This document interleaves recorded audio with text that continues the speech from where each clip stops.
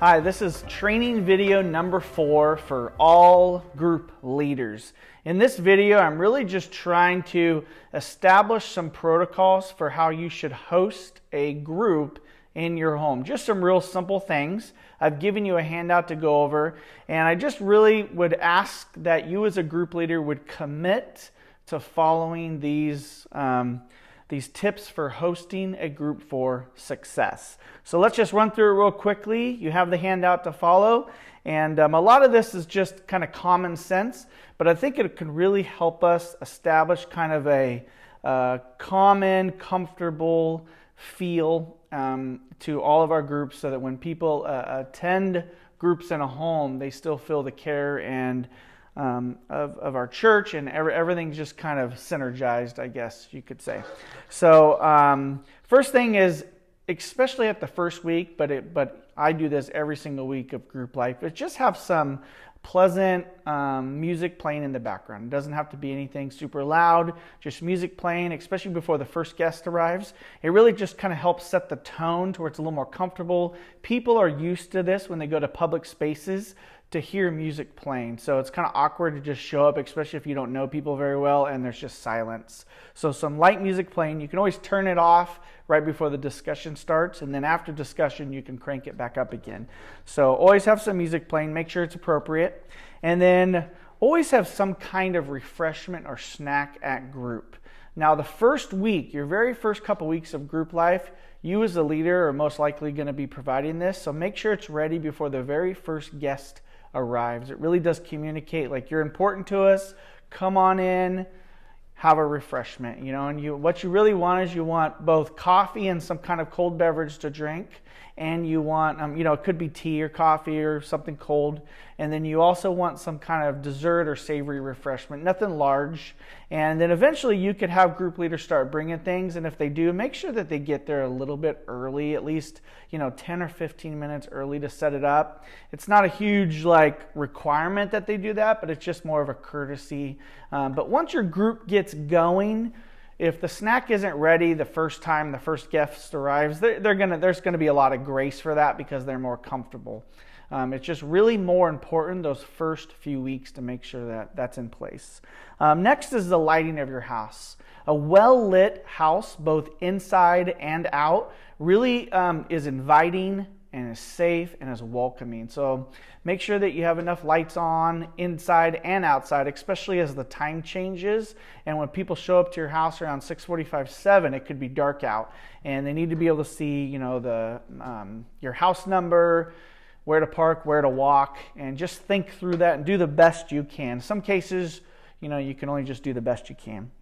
Next is really know the power of your air conditioner and heater. Here in Southern California, it gets pretty hot in August and September and even October when groups are launching. And so if you're one of those people that likes to conserve energy, that's great. However, on group night, please don't. Just go ahead and crank up the AC and actually think through, how long is it going to take my house to get to a comfortable temperature, and just start that, set that thermostat early, and realize that once you get about 15 to 20 people in your living room, things are going to get a little hot. So just crank that up as much as you can. And same for the heater in the winter months. And what I like to do every single group night, I do this when I'm leading groups, is after about 10 minutes into the discussion time, I just look around and say, hey, how's the temperature? Everybody comfortable?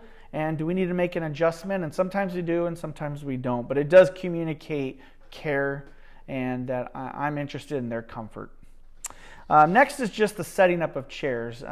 Hopefully you'll have enough couches and table chairs and whatnot, and then if we need to supplement you with a few white chairs for your group, but you'll have enough chairs, and what you want to do is try to make them in an arrangement of a circle as much as possible, and try to avoid double rows. You may have to do this occasionally if you have a larger group or you live in a smaller home, which is totally fine, but just do your best to really think through, is nobody stuck around a corner somewhere where they can't see the majority of the group, and we really want to be facing each other. Make sure you let everybody know where your bathrooms are. It's helpful if you can have 2 bathrooms available, but if you can, at least 1. And I would just let people know the second they walk into your home, hey, nice to meet you, bathrooms are down on the right, go ahead and check it out. And then right as group starts, just, the first several weeks, just a reminder, hey guys, glad you're here tonight. Just want you to know, bathrooms first door on the right. Feel free to use it anytime you want.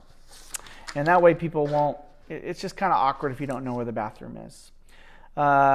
Considering the importance of people over things in your home is really important in hosting a group at your house. What you really want to do is, for example, having everybody take off their shoes before they enter your home really does say that my carpet or my flooring is more important than your comfort. And I understand people do have specialized flooring sometimes, and that can make this kind of tricky. But just go ahead and let people walk on your floor that night. And the same with all your stuff. If there's anything you don't want broken, especially in areas where you may have childcare, just put that stuff away.